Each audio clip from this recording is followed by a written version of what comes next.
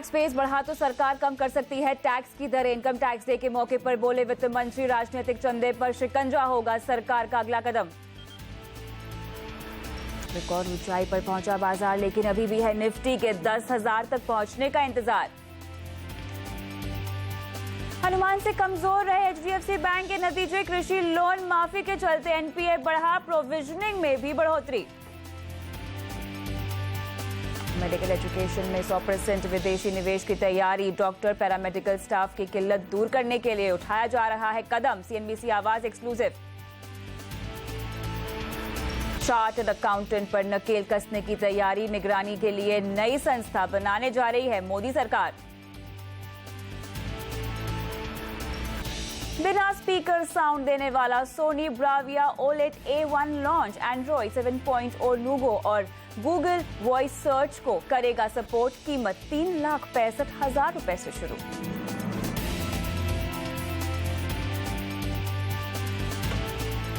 करोड़पति बनने के सपने तो हर कोई देखता है, लेकिन कितने लोग वाकई अपने सपनों को पूरा कर पाते हैं? जिनके सपने पूरे होते हैं उसका राज क्या है? योर मनी आपको इसी राज का नुस्खा आज बताएगा, और साथ ही आपको हमेशा योर मनी सिखाता है पर्सनल फाइनेंस से जुड़े सभी अहम गुर भी। नमस्कार, मैं हूं कविता थपलियाल और योर मनी में आज आपके तमाम सवालों के जवाब देने के लिए हमारे साथ है ऑप्टिमम मनी मैनेजर्स के एमडी पंकज मटपाल। पंकज जी, आपका स्वागत है। तो चलिए शुरुआत करते हैं सीधा दर्शकों के साथ, लेते हैं उनके सवाल। जैस्मिन हमारे पहले दर्शक हमारे साथ फोन लाइन पर है। नमस्कार, कहाँ से बोल रहे हैं, क्या करते हैं? जी, मैं प्राइवेट कंपनी में जॉब करता हूँ। पूछिए, आपने योर मनी को अपना सवाल भेजा है। आपने अपने पोर्टफोलियो में कुछ 10 फंड शामिल किए हुए हैं। यस। मुझे ये बताइए जैस्मिन जी, आपका जो पोर्टफोलियो है उसमें आप ऑलरेडी 8,500 रुपए के आसपास का निवेश कर रहे हैं। इसको बढ़ा के आपको 15,000 रुपए कर देना है। जो पोर्टफोलियो आपने बनाया है, ये कितने साल पुराना पोर्टफोलियो है? कब से निवेश कर रहे हैं? क्योंकि बहुत सारे फंड्स आपने इकट्ठा किए हुए हैं। 1.5 साल। जी, 1.5 साल से। यस। ठीक है, तो आप क्या वैसे भी बाजार में निवेश करते हैं? जानकारी है आपको शेयर बाजार की? यस। ठीक है, और क्या इसी के दम पर आपने अपने पोर्टफोलियो में थीमेटिक और सेक्टोरल फंड्स भी शामिल किए हैं? यस। आप ट्रैक करते हैं लगभग हर 6 महीने में अपने पोर्टफोलियो को? यस। चलिए, तो इतनी जानकारी आपके पास है, आपने योर मनी को अच्छा कि अपना सवाल भेजा है। लेकिन अगर आप इतना ट्रैक करते हैं बाजार को, तो अपने लक्ष्य क्यों नहीं बताए हमें? लक्ष्य वेल्थ क्रिएशन है। वेल्थ क्रिएशन लक्ष्य है। कितने साल तक निवेश करना है, और कोई खास अमाउंट जो आप इकट्ठा करना चाहते हैं इन फंड्स के जरिए? 25 to 30 ईयर्स। 25 से 30 साल तक ये निवेश रखेंगे, और कोई एक मुश्त रकम जो हाथ में चाहिए? 1.5 करोड़। 1.5 करोड़ रुपए चाहिए। क्या करेंगे जैस्मिन जी 1.5 करोड़ का? Retirement plan. जी, रिटायरमेंट। अभी आपकी उम्र क्या है? 30। हाँ जी, 30। और अभी का हर महीने का खर्च कितना है? सॉरी? अभी का हर महीने का खर्च कितना है? 25,000। 25,000 रुपए अभी आपका खर्च है। रिटायरमेंट के लिए आपको और 30 साल के बाद चाहिए 1.5 करोड़ रुपए। परिवार में आपके साथ कौन कौन है? Wife, daughter and mother. ठीक है, आपकी कमाई कितनी है? 73,000। 73,000 हर महीना।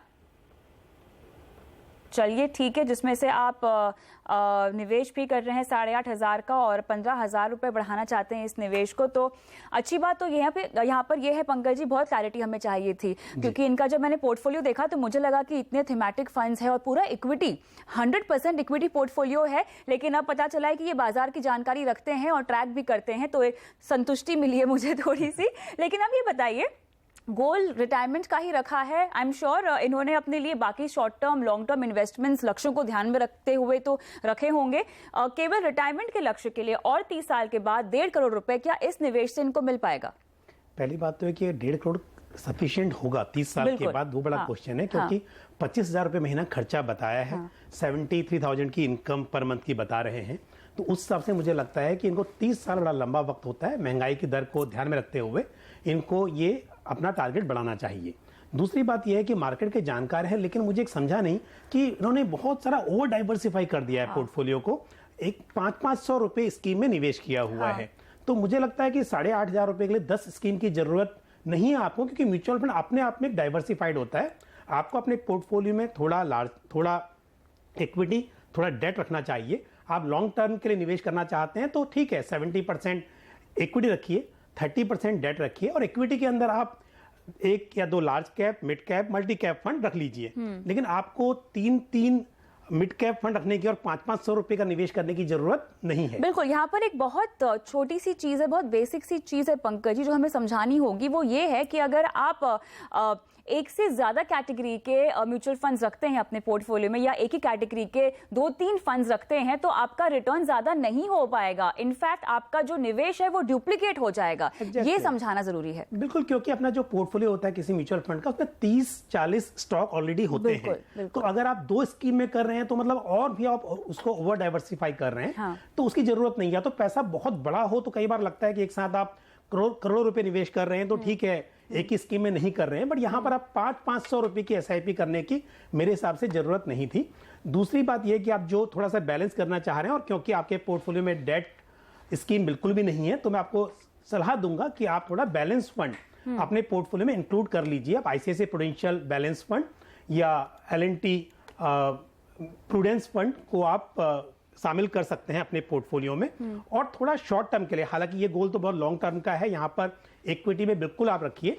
और साथ में आप अगर जैसे आपने बताया 30 साल की बात कर रहे हैं, तो मैं एक फंड और बताऊंगा, बिरला सन लाइफ प्योर वैल्यू फंड, एक मिड कैप फंड है, इसको भी आप शामिल कर सकते हैं। लेकिन अगर आपके कोई छोटे गोल है इसके अलावा, उसके लिए आप फिर डेट फंड को अपने पोर्टफोलियो में शामिल करें। अच्छा, लेकिन अब इसका मतलब ये नहीं है पंकज जी कि इसमें ऐड करके और 12 फंड कर दे, इसमें से कुछ निकलना भी होगा, वो आप बताइए काट छाट कहाँ करनी है। बिल्कुल, मैंने इसके लिए बोला कि इनके पास ऑलरेडी जैसे बिरला सन लाइफ प्योर वैल्यू फंड है, उसमें ये छोटा सा एसआईपी कर रहे हैं ऑलरेडी 2000 रुपीज का, तो उसको बढ़ा दें। अगर आपको उसमें आप 5,000 करेंगे, 6,000 करेंगे, कोई प्रॉब्लम नहीं है। जरूरी नहीं 500 रुपए करना है। अगर 15,000 करना है तो 5,000 की 3 स्कीम कीजिए आप। और जहां तक इसमें से बंद करने की बात है, तो मैं आपको सलाह दूंगा कि आप जैसे एचडीएफसी इंफ्रा फंड भी आपके पास में और मिड कैप अपॉर्चुनिटी है, दोनों में 500 कर रहे हैं। मेरी सलाह है कि एचडीएफसी मिड कैप अपॉर्चुनिटी में आप 1000 रुपीज कर दीजिए, या थोड़ा और पैसा बढ़ा रहे हैं तो उसको 5,000 कर दीजिए पूरा, वो आपके लिए अच्छा होगा। क्योंकि आप इंफ्रा में समझते हैं कि ये एक थीमेटिक फंड है, लेकिन जब आप मिड कैप में कर रहे हैं, मल्टी कैप में कर रहे हैं, तो वो सेक्टर्स वहां पर भी हैं, वहां पर आपका और डाइवर्सिफिकेशन ज्यादा होता है, वो बेहतर है। चलिए, तो यहाँ पर आपको HDFC mid cap opportunity fund में निवेश करने की सलाह दी जा रही है। ये फंड आपके पोर्टफोलियो में है, निवेश बढ़ाइए। चाहे तो मिड कैप अपॉर्चुनिटी फंड से निकल सकते हैं। डेट फंड, क्योंकि आपका पोर्टफोलियो पूरा इक्विटी है, इसीलिए जरूरी है कि थोड़े से डेट फंड्स भी अपने पोर्टफोलियो में आप शामिल करें। आईसीआईसीआई प्रू बैलेंस फंड या एल&टी इंडिया प्रूडेंस फंड आपको रेकमेंड किया जा रहा है। और निवेश को अगर बढ़ाना होगा तो इसी पोर्टफोलियो में अपने निवेश को बढ़ाइए, इन्हीं फंड्स में निवेश को बढ़ाइए जैस्मिन जी। और फंड्स अपने पोर्टफोलियो में आप प्लीज ऐड ना करें। ये सलाह आपको योर मनी में हम दे रहे हैं। ईशान, हमारे अगले दर्शक हमारे साथ फोन लाइन पर हैं। हाय, गुड इवनिंग ईशान, कैसे हैं आप? Good evening ma'am. जी जी, मेरा सवाल ये था कि मैंने अभी इन्वेस्टमेंट स्टार्ट नहीं की है, पर मैं चाहता हूँ कि 3 से 4 जो फंड्स हो, मोस्टली इक्विटी के बेसिस पे जो फंड्स हो, मैं उनमें इन्वेस्ट करना चाहता हूँ। जैसे फॉर एग्जांपल 2000 एवरी फंड के लिए, तो इन टोटल अभी मैं 8000 से अपना इन्वेस्टमेंट स्टार्ट करना चाहूंगा। और मुझे आपसे ये पूछना था कि अगर कोई फंड परफॉर्म नहीं कर रहा है तो हमें कैसे और कब उससे क्विट करना चाहिए, एग्जिट करना चाहिए? सवाल है, मुझे बताइए, आप पहली बार निवेश कर रहे हैं ईशान, आप क्या करते हैं, आपकी उम्र क्या है और कितना कमाते हैं?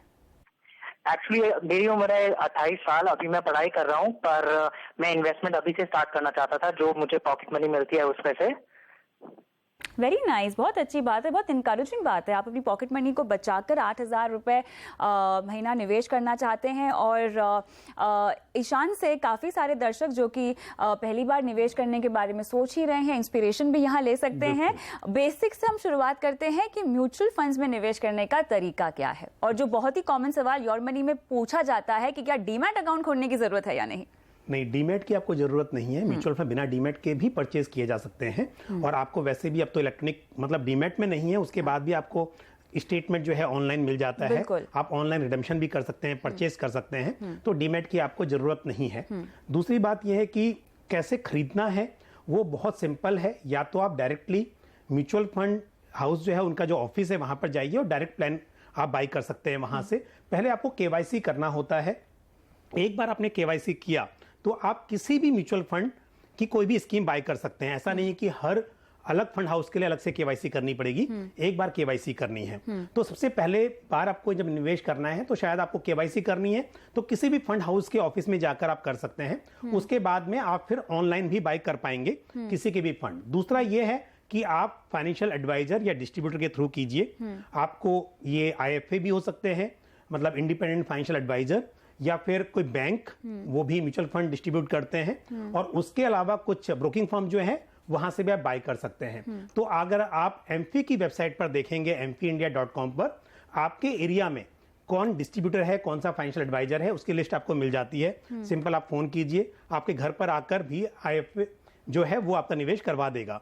तो फिर आपका केवाईसी करना, क्योंकि पहली बार निवेश कर रहे हैं इसके लिए मैं बोल रहा हूं कि पहली बार निवेश कर रहे हैं तो आप किसी फाइनेंशियल एडवाइजर की मदद ले लीजिए। वो आपको हेल्प करेगा फंड के चुनाव में भी और साथ साथ आपकी जो सर्विस है फर्स्ट टाइम उसके लिए भी। एक बार थोड़ा सा आपको जानकारी हासिल हो जाएगी तो आप फिर ऑनलाइन बाय कर सकते हैं, अपने आप बाय कर सकते हैं।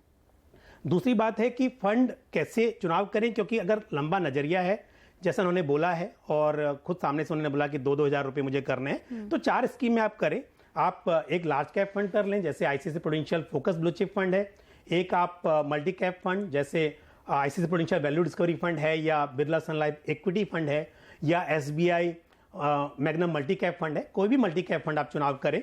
साथ में एक आप मिड कैप फंड जैसे बिरला सन लाइफ प्योर वैल्यू फंड है, और एक मतलब मल्टी कैप, एक लार्ज कैप और एक आप मिड कैप फंड कर ले, या अगर 8,000 कर रहे हैं 2 मल्टी कैप कर ले। इस तरह से आप अपने पोर्टफोलियो को बना सकते हैं। अभी तो ये अपनी पॉकेट मनी से निवेश कर रहे हैं, लेकिन इनका नजरिया भी काफी लंबा है, 15 से 20 साल है। तो मेरे ख्याल से इनकी अब काम करना शुरू करेंगे तो इनकी सैलरी होगी, तो इसी फंड में अपना निवेश बढ़ाएं। बिल्कुल, देखिए समय के साथ में आप इसे बढ़ाते जाएं। एक दूसरी बात उन्होंने और पूछा था कि कैसे देखें कब निकलना है। ये बहुत इंपॉर्टेंट है। आप हमेशा अपने फंड को, क्योंकि डिफरेंट कैटेगरी के फंड का रिटर्न डिफरेंट दिखाई देगा, तो आप हमेशा उसके बेंचमार्क से कंपेयर करें। कोई भी फंड होगा उसका एक बेंचमार्क होगा। तो आप देखें अगर कोई फंड अपने बेंचमार्क को बीट करने में सफल नहीं है, उसके जो रिटर्न्स हैं बेंचमार्क के, अगर आप निफ्टी 50 का रिटर्न देख रहे हैं, मार्केट रिटर्न देख रहे हैं, और आपका लार्ज कैप फंड है उसके रिटर्न उससे भी कम है, तो आप देखें कभी कभी एक क्वार्टर में अगर नहीं है तो कोई बात नहीं, लेकिन आपने 2 क्वार्टर में देखा कि वो बीट नहीं कर पा रहा है, तो वो समय होगा कि आप फिर देखें कि उस फंड की बजाय उसी कैटेगरी का दूसरा फंड लें। लेकिन कई बार निवेशक क्या करते हैं कि लार्ज कैप के फंड को कंपेयर करते हैं किसी थीमेटिक या सेक्टरल फंड के साथ में या मिड कैप फंड के साथ में। आपको जानना चाहिए कि रिस्क भी मिड कैप में अलग है लार्ज कैप के मुकाबले, या सेक्टर फंड का रिस्क अलग है। तो आप सेम कैटेगरी के फंड को ही कंपेयर करें। तो कैटेगरी के मुकाबले में और बेंचमार्क के मुकाबले में अगर रिटर्न्स अच्छे नहीं हैं तब आप उससे निकलने के बारे में सोच सकते हैं। लेकिन अगर फंड आपका परफॉर्म नहीं कर रहा है ईशान, तो आपको घबराने की जरूरत नहीं, क्योंकि काफी हद तक बाजार की चाल पर फंड की परफॉर्मेंस निर्भर करती है। थोड़ा सा समय दे अपने फंड को परफॉर्म करने के लिए। लेकिन साथ ही क्योंकि आप पहली बार निवेश कर रहे हैं, एग्जिट लोड, और साथ ही अगर मैं 1 साल से ज्यादा बनी रहती हूँ इस निवेश में, तो क्या टैक्स लगेगा? बिल्कुल, देखिए एंट्री लोड तो अब किसी फंड में रहा नहीं है, लेकिन exit load specially equity scheme में अगर 1 साल से पहले आप एग्जिट करते हैं तो 1% का एग्जिट लोड एप्लीकेबल होता है। कहीं पर ये 1 साल से ज्यादा भी हो सकता है, वो आपको देखना है। दूसरी बात, टैक्स का जहां तक सवाल है, अगर 1 साल निवेशित रहने के बाद आप उससे निकलते हैं तो इक्विटी स्कीम में कोई भी long term capital gain tax नहीं लगता है। पूरा पैसा आपका टैक्स फ्री होता है। साथ ही जो डिविडेंड होता है वो भी आपका टैक्स फ्री है। चलिए ईशान, उम्मीद करते हैं कि तमाम सवालों के जवाब हमने दे दिए हैं, और निवेश की शुरुआत कीजिए जल्द से जल्द। और इसी नोट पे रुकते हैं छोटे से ब्रेक के लिए। लेकिन अगर आप भी ईशान की तरह पहली बार निवेश करना चाहते हैं, योर मनी से सलाह चाहते हैं, तो अपना सवाल आप हमें ट्वीट कर सकते हैं, आपका बता TH पे ईमेल कर सकते हैं, और साथ ही फेसबुक के पेज पर जाके भी सवाल पोस्ट कर सकते हैं। सभी जगह अपना कॉन्टैक्ट नंबर जरूर डालिएगा। फिलहाल रुकते हैं छोटे से ब्रेक के लिए।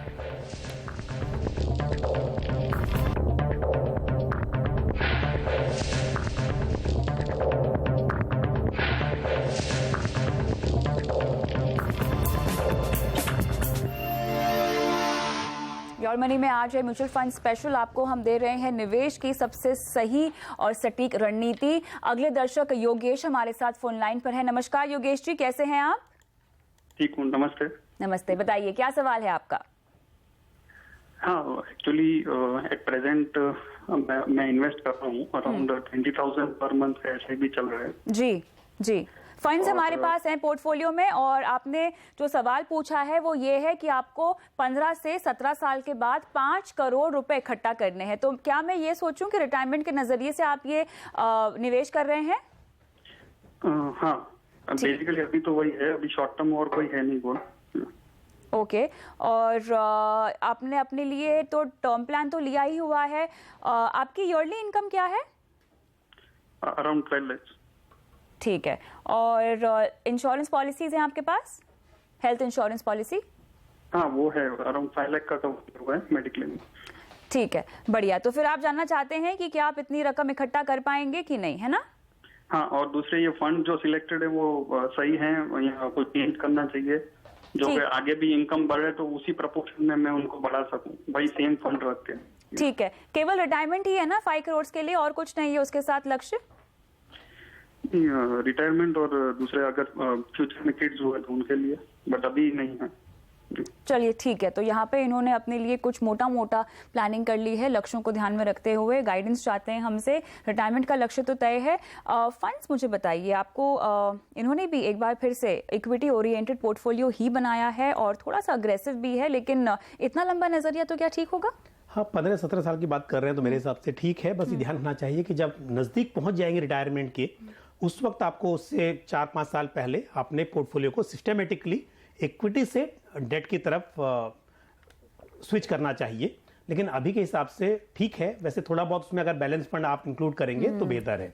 लेकिन दूसरी बात, जहां तक लक्ष्य है 5 करोड़ का और निवेश कर रहे हैं 20,000 रुपए महीना, तो उससे 5 करोड़ रुपया इकट्ठा करना मुश्किल है, क्योंकि अगर आप 12% सालाना भी अगर लेके चलते हैं तो आपका करीब 95 लाख बनता है, और अगर हम 15% की उम्मीद करें तो भी 1.25 करोड़ रुपए इकट्ठे हो पाएंगे। तो 5 करोड़ और 1.25 करोड़ में काफी डिफरेंस है। आपको ये अमाउंट बढ़ाना पड़ेगा।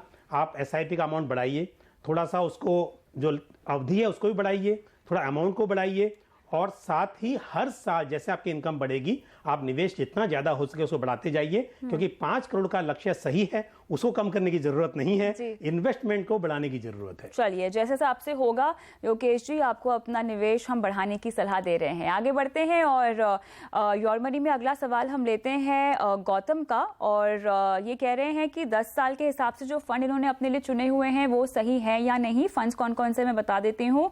ICICI टॉप 100 में निवेश करते हैं, ICICI MIP25, HDFC balance fund, SBI blue chip fund में ये निवेश करते हैं, और 10 साल में कितना रिटर्न मिल पाएगा ये भी हमसे जानना चाहते हैं। क्या लक्ष्य है उसकी जानकारी हमें नहीं दी है, और फिलहाल ये किस इनकम ब्रैकेट में आते हैं और आगे अपना निवेश क्या बढ़ा पाएंगे या नहीं उसको लेके भी क्लैरिटी नहीं है। सो ओवरऑल मेरे ख्याल से हम इन्हें फंड्स पर राय दे सकते हैं। पंकज जी, देखिए 10 साल का वक्त भी अच्छा वक्त है। इन्होंने 2 बैलेंस फंड रखे हुए हैं और 2 अपने पोर्टफोलियो में लार्ज कैप फंड है। मैं ये सलाह दूंगा कि अगर 10 साल का नजरिया है, थोड़ा सा multi cap mid cap fund को भी आप शामिल कीजिए। मिड कैप में रिस्क थोड़ा सा ज्यादा होता है, वोलेटिलिटी थोड़ी ज्यादा होती है, मतलब रिस्क का मतलब यह है कि उतार चढ़ाव थोड़ा ज्यादा होता है, तो लेकिन लंबी अवधि में रिटर्न ज्यादा मिलने की उम्मीद होती है। थोड़ा पोर्टफोलियो में मिड कैप होना चाहिए, वो आप इंक्लूड कीजिए। और जहां तक कितना मिलेगा, अगर हम 12% के हिसाब से, क्योंकि अभी जो बैलेंस फंड है और लार्ज कैप फंड है, अगर 12% के हिसाब से कैलकुलेट करते हैं तो लगभग 1.12 1 करोड़ 12 लाख रुपए लगभग बनते हैं। और थोड़ा सा अगर रिटर्न ज्यादा मिले तो थोड़ा ज्यादा बन पाएगा। तो आप अगेन आपके लिए भी ये सलाह होगी कि इन्वेस्टमेंट को बढ़ाते जाइए, ताकि इन्फ्लेशन के हिसाब से आपका जो भी लक्ष्य है वो हासिल हो सके। तो 50,000 का तो निवेश ऑलरेडी कर रहे हैं। आपको ICICI प्रू डिस्कवरी फंड अपने पोर्टफोलियो में शामिल करने की सलाह हम दे रहे हैं, क्योंकि आपका जो पोर्टफोलियो है वो अगेन पूरी तरह से इक्विटी ओरिएंटेड पोर्टफोलियो है। थोड़ा सा उसको बैलेंस करने के लिए आपको ये फंड रेकमेंड किया जा रहा है। आगे चल के गौतम, अगर आप हमें सुन सकते हैं तो जो निवेश बढ़ाने की सोचे, इन्हीं फंड्स में आप इन्हें बढ़ाएं। लेकिन क्योंकि अभी तक मैं देख रही हूं कि जितने भी सवाल आ रहे हैं बहुत अग्रेसिवली इक्विटी ओरिएंटेड हैं, सवाल ये उठता है कि इस तरह के फंड्स का चुनाव हम कैसे करें, हम कैसे अपनी रिस्क एपेटाइट समझें और उसके मुताबिक फंड्स को चुनें। कविता, पहली बात तो यह है कि हमेशा ये होता है जब मार्केट तेजी में होता है तो उस वक्त लोगों में थोड़ा सा लालच बढ़ जाता है और ज्यादा अग्रेसिव फंड में निवेश करके ज्यादा रिटर्न कमाने की कोशिश करते हैं। वही जब मार्केट नीचे होता है तो लोग डर जाते हैं। बट मेरी सलाह होगी किसी भी निवेशक को किसी भी वक्त एसेट एलोकेशन प्रॉपरली करना चाहिए। कितना किस एसेट में निवेश करे वो निर्भर करता है मेनली 3 चीजों पर: objective of investment, risk appetite and time horizon. अगर आप ऐसे लक्ष्य के लिए निवेश कर रहे हैं कि जहां पर जैसे आप घूमने जाना चाहते हैं, तो रिस्क थोड़ा ज्यादा लिया जा सकता है। आप लंबी अवधि का निवेशक हैं, आप अगर घूमने जाना चाहते हैं, अगर उस वक्त आपका लक्ष्य हासिल नहीं भी हो पाया, थोड़ा वेट कर सकते हैं, तो ऐसे में आपके पोर्टफोलियो में अग्रेसिव फंड हो सकते हैं। उसके बजाय अगर आप चाहते हैं कि 3 साल के बाद आपको हायर एजुकेशन के लिए बच्चों को बाहर भेजना है, या कोई भी ऐसा लक्ष्य जो फिक्स है उसी वक्त करना है, तो शायद आप उतने अग्रेसिव फंड में निवेश ना करें। तो टाइम, अपने समय को देखें, ऑब्जेक्टिव देखें, रिस्क एपेटाइट देखें। सिर्फ ये नहीं कि लास्ट 1 ईयर में मार्केट ने बहुत अच्छा परफॉर्म किया है तो सारा का सारा निवेश बहुत ज्यादा अग्रेसिव फंड में ना करें। चलिए इसी नोट पे रुकते हैं ब्रेक के लिए, लेकिन ब्रेक के बाद भी जारी है सवाल जवाब का सिलसिला।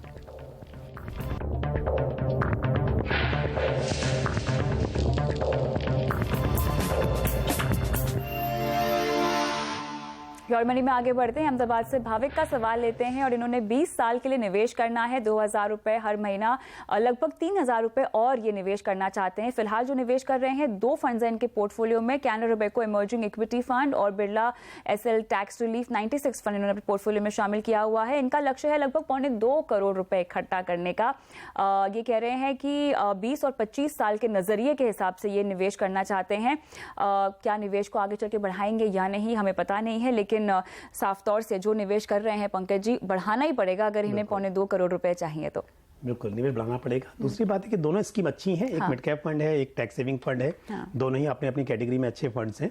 लेकिन आपको अगर और फंड बढ़ाने हैं जैसा आपने पूछा है, तो मैं सलाह दूंगा कि एक मिड कैप फंड और आप रख सकते हैं, जैसे बिरला सन लाइफ प्योर वैल्यू फंड है और ICICI prudential value discovery fund एक मल्टी कैप फंड है। ये फंड अपने पोर्टफोलियो में शामिल कीजिए। सलाह आपको भी यही है कि समय के साथ जैसे जैसे इनकम बढ़ती है अपने एसआईपी के अमाउंट को बढ़ाते जाइए। एसआईपी टॉपअप करेंगे, आपका लक्ष्य हासिल करने में आपको आसानी होगी। बिल्कुल, तो यहाँ पर सभी को हम यही सलाह दे रहे हैं। सबसे पहली बात तो अच्छा है कि सब यहाँ पर एसआईपी के जरिए म्यूचुअल फंड्स में निवेश करना चाहते हैं, लेकिन एसआईपी आपको डिसिप्लिन तरीका तो सिखाती है, लेकिन साथ ही स्टेप अप एसआईपी अगर की हम बात करें, इससे अगर आप अपना ले तो ऑटोमेटिकली आपका निवेश बढ़ जाएगा। वो जरूरी है क्योंकि समय के साथ महंगाई बढ़ती जाती है। आपका लक्ष्य आज जो लेके चल रहे हैं शायद उससे भी ज्यादा पैसा आपको जरूरत पड़े। इसके लिए एसआईपी टॉपअप जो स्टेप अप मेथड है वो आप अपनाएं, इससे आपका फायदा होगा। चलिए बहुत बहुत शुक्रिया शो पे आने के लिए पंकज जी। और इसी के साथ योर मनी पे अगर आप भी सलाह चाहते हैं तो अपना सवाल व्हाट्सएप करें, आप ट्वीट कर सकते हैं @kavita@th पे, आप चाहे तो अपना सवाल ईमेल भी कर सकते हैं, फेसबुक के हमारे पेज पे जाके सवाल इनबॉक्स भी कर सकते हैं। सभी जगह अपना कॉन्टैक्ट नंबर जरूर डालें। नमस्कार।